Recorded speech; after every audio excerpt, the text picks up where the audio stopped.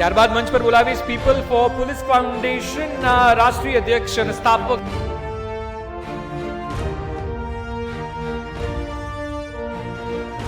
આ ફાઉન્ડેશન આજે ગુજરાત પોલીસ અને નાગરિકો વચ્ચે વિશ્વાસ, સહયોગ અને જનભાગીદારીનું મજબૂત સેતુ બન્યું છે.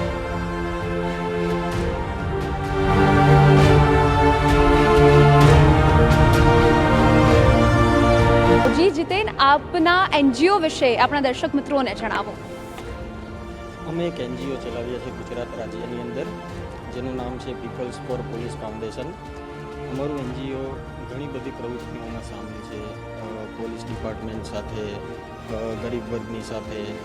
આ એનજીઓની અંદર અમારા આખા ગુજરાતમાં લગભગ 2000થી વધુ પણ કાર્યરત સભ્યો છે. તો અમે સાથે મળીને સેવાના કાર્યો કરીએ છીએ. જી, તો તમને આ એનજીઓ ઓપન કરવાની પ્રેરણા ક્યાંથી મળી? શું પ્રેરણા સ્ત્રોત હતો અને કેવા પ્રકારના પડકારો આવ્યા છે અને આજે તમારી જે એનજીઓ છે તે કેવા પ્રકારની સિદ્ધિઓ સર કરી રહી છે? આ એનજીઓ સ્ટાર્ટ કરવાનો વિચાર અમને કોવિડ પછી આવ્યો હતો.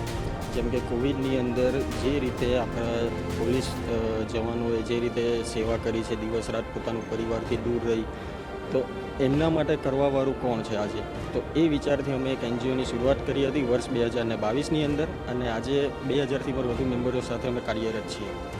જી, તો ફ્યુચરમાં તમે આ જે એનજીઓ છે તેને કયા શિખરો પર પહોંચાડવા માંગો છો?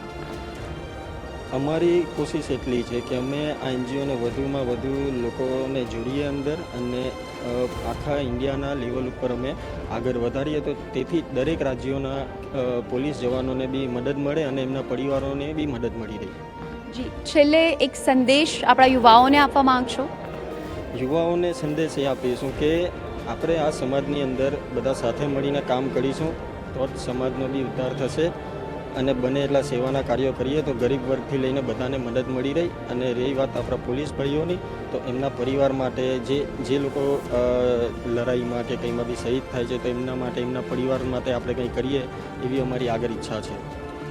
ત્યારબાદ મંચ પર બોલાવીશ પીપલ ફોર પોલીસ ફાઉન્ડેશનના રાષ્ટ્રીય અધ્યક્ષ અને સ્થાપક શ્રી જીતેન્દ્ર કુમાર પટેલ. વર્ષ 2022માં જીતેન્દ્ર કુમાર પટેલ અને દીપ્તેશ પટેલ દ્વારા સ્થાપિત આ ફાઉન્ડેશન આજે ગુજરાત પોલીસ અને નાગરિકો વચ્ચે વિશ્વાસ, સહયોગ અને જનભાગીદારીનું મજબૂત સેતુ બન્યું છે.